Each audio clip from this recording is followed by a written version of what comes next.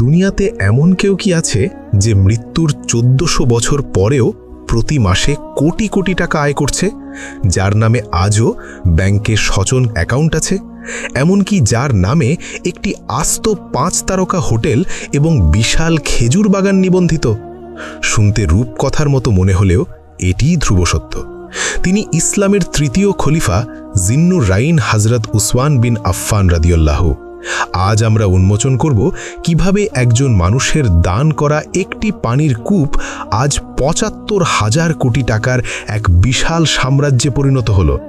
ভিডিওটি শেষ পর্যন্ত দেখুন, কারণ শেষে রয়েছে এমন কিছু তথ্য যা আপনার ঈমানকে বাড়িয়ে দেবে। গল্পটি শুরু হয় আজ থেকে ১৪০০ বছর আগে, যখন প্রিয় নবী সাল্লাল্লাহু আলাইহি ওয়াসাল্লাম সাহাবীদের নিয়ে মক্কা থেকে মদিনায় হিজরত করলেন। মদিনায় তখন সুপেয় পানির প্রচণ্ড অভাব। পুরো মদিনায় কেবল একটি কূপ ছিল যার পানি মিষ্টি, তার নাম বীরে রুমা বা রুমার কূপ। কিন্তু সমস্যা ছিল, এর মালিক ছিল একজন ইহুদি। সে এক ফোঁটা পানিও বিনা পয়সায় দিত না। মদিনার দরিদ্র মুহাজির ও স্থানীয় মুসলিমদের জন্য প্রতিদিন পানি কিনে পান করা ছিল অত্যন্ত কষ্টসাধ্য। মুসলিমদের এই কষ্ট দেখে আল্লাহর রাসূল একদিন সাহাবীদের উদ্দেশ্যে ঘোষণা করলেন, তোমাদের মধ্যে এমন কেউ কি আছে যে এই কূপটি কিনে মুমিনদের জন্য ওয়াকাফ করে দেবে? বিনিময়ে আল্লাহ তাআলা তাকে জান্নাতে এর চেয়েও উত্তম কূপ দান করবেন। উসমান রাদিয়াল্লাহু ছিলেন একজন সফল ব্যবসায়ী। তিনি সেই ইহুদির কাছে গিয়ে কূপটি কিনতে চাইলেন। ইহুদি রাজি হল না, কারণ এটিই ছিল তার আয়ের উৎস। অনেক দর কষাকষির পর হযরত উসমান একটি অভিনব প্রস্তাব দিলেন। তিনি বললেন, পুরো কূপ না দিলেও অর্ধেক মালিকানা আমাকে দাও।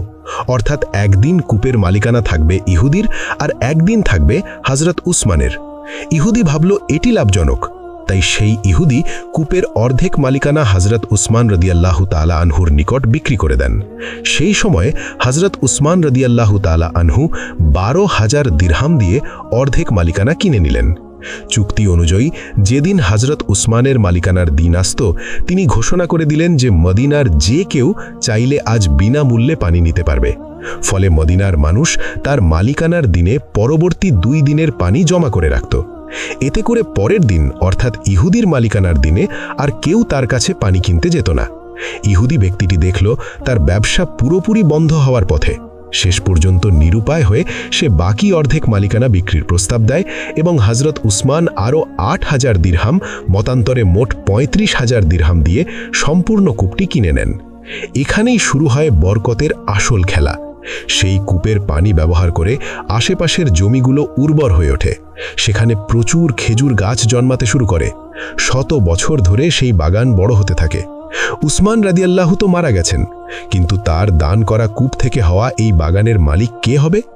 উসমানীয় সাম্রাজ্য বা অটোমান এম্পায়ার থেকে শুরু করে বর্তমান সৌদি সরকার পর্যন্ত সবাই এই সম্পত্তিকে ওয়াকাফ বা সাদকায়ে জারিয়া হিসেবে ঘোষণা করে। অর্থাৎ এর মালিকানা সরাসরি হযরত উসমান রাদিয়াল্লাহুর নামে। বর্তমানে সেই বাগানে ১৫,৫০০রও বেশি খেজুর গাছ রয়েছে। আপনারা জানলে অবাক হবেন, মদিনার মিউনিসিপ্যালিটির রেকর্ডে এই বিশাল বাগানের মালিক হিসেবে আজও উসমান বিন আফফান নাম লেখা আছে। এখন প্রশ্ন হলো, কিভাবে এই টাকা বাড়ছে? ১. এই বাগান থেকে প্রাপ্ত খেজুর বিক্রি করে কোটি কোটি রিয়াল আয় হয়। ২. সৌদি আরব সরকার এই আয়ের টাকা মদিনার একটি ব্যাংকে তার নামেই খোলা বিশেষ অ্যাকাউন্টে জমা করে। বছরের পর বছর সেই টাকা জমতে জমতে একটা বিশাল অঙ্কে দাঁড়ায়। সেই জমানো টাকা দিয়ে মসজিদে নববীর কাছে কেনা হয়েছে একটি অতি মূল্যবান জমি এবং সেখানে তৈরি করা হয়েছে বিশাল উসমান বিন আফফান হোটেল। এটি একটি ৫ তারকা মানের হোটেল যা শেরাটন গ্রুপ পরিচালনা করে। বর্তমানে তার এই মোট সম্পদের নেটওয়ার্থ প্রায় $6.4 বিলিয়ন বা ৭৫,০০০ কোটি টাকারও বেশি। কেন ১৪০০ বছর পরেও এটি ধ্বংস হয়ে যায়নি? এর উত্তর হল ইসলামীর ওয়াকাফ বা সাদকায়ে জারিয়ার ধারণা। সৌদি আরবের মিনিস্ট্রি অফ এন্ডাউমেন্টস সরাসরি এটি দেখাশোনা করে।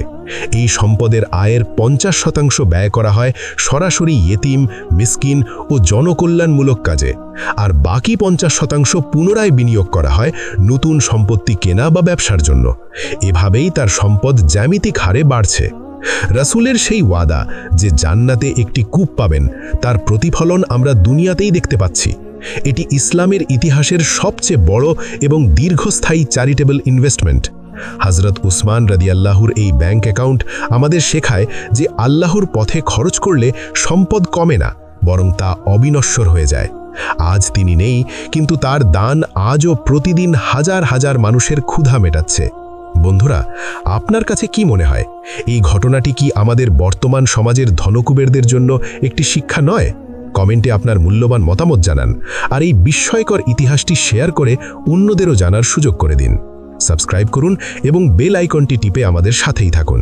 আসসালামু আলাইকুম।